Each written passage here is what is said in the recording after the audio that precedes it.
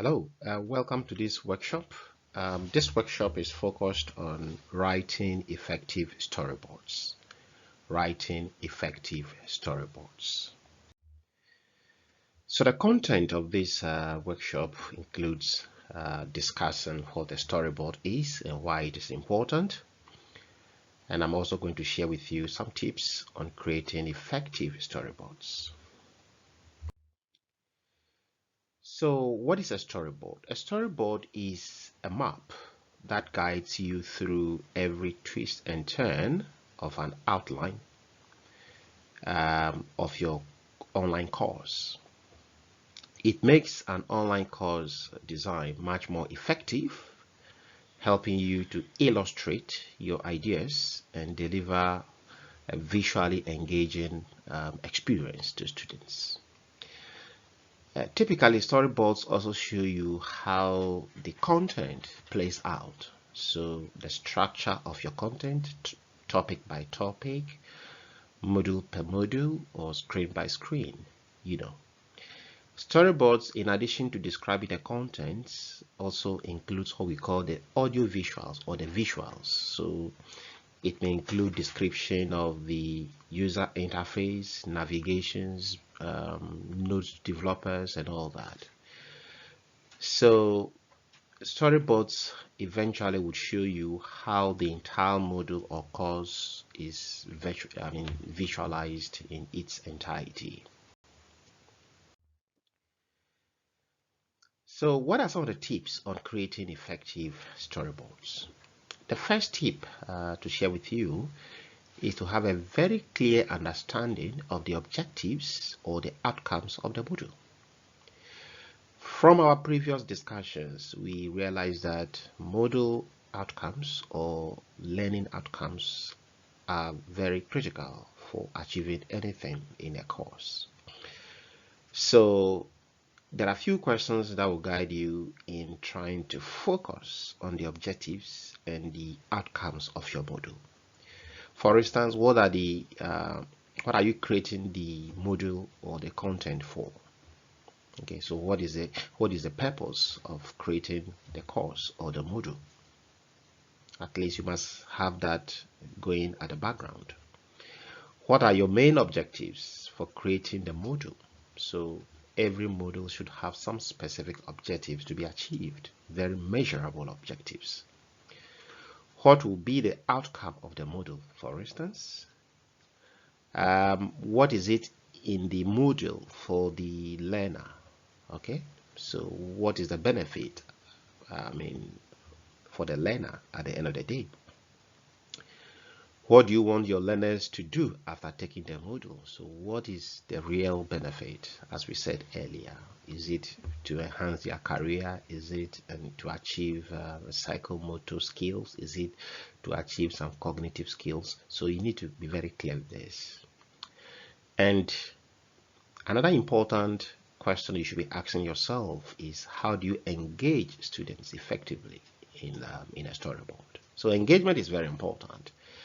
I'm sure you would agree with me that even in a face-to-face class, engagement is difficult. So how much more if it is done online? So it is a very important area to focus on. A second tip is for you to write a clear and engaging content for students.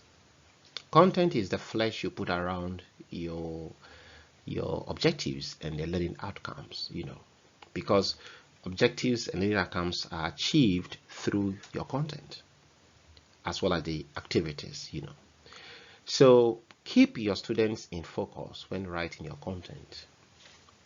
So you need to know the level of the students. Is it undergraduate students? Is it postgraduate students? So the content should be something that is tailored to the level of the student's understanding. Okay. Emphasize key points. So I suggest that you could use bullet points. You could number very salient points that you think the student should be able to pick up during the discussions. Keep a conversational tone by using simple and short sentences. Now, in a storyboard, The purpose is to communicate, to deliver a lesson to students who are partly or fully online. So you need to keep some kind of conversational tone between you and the students.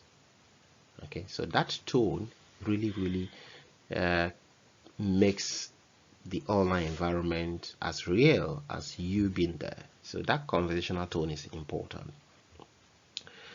You can also ask your students questions. So part of the interactive aspect of an online model is to ask questions, engage them, ask questions, expect an answer, ask them to put their answers on a discussion board. So that kind of interaction is what we're talking about as part of engagement. Consider using examples and situational scenarios. So use scenarios, use examples, use case studies as a matter of engaging students. Number 3, organize your material by creating your content sequence. Now, sequentially, you need to know which content comes and which other one should follow. You need to ask yourself, if I'm presenting these two students, what should come first and what should follow? And that is very critical. You don't need to jump your content in such a way that they become disorganized.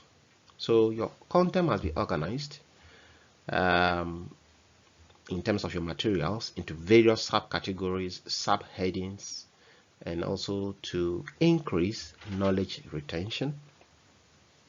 You can use subheadings, for instance, to break down your content, and bullet points. It is also important to start from a simple or common knowledge to more complex issues. So start from the lower levels, a known concept to an unknown concept, and that makes learning fun.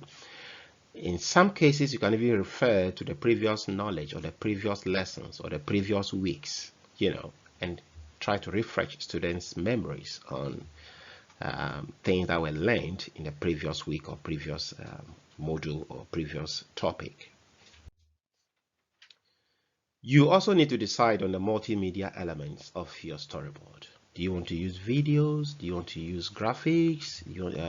The kind of images, graphics you need to use, animations. So this is something in your domain. You need to think about it. Typically, you'll be thinking about using videos, be the introductory videos, be an expert videos, be videos from online sources. In fact, you can also use diagrams, pictures to illustrate your ideas. So that is very important. Take note that no online course or module is complete without multimedia elements. So this is very critical. So decide on the multimedia elements and include them in your storyboards. In fact, if the multimedia elements are not available, for instance, your videos are not available, use a placeholder to hold these videos down. And when you get there later, you can put your videos. Add a script to your storyboard. Every video should be accompanied by a script.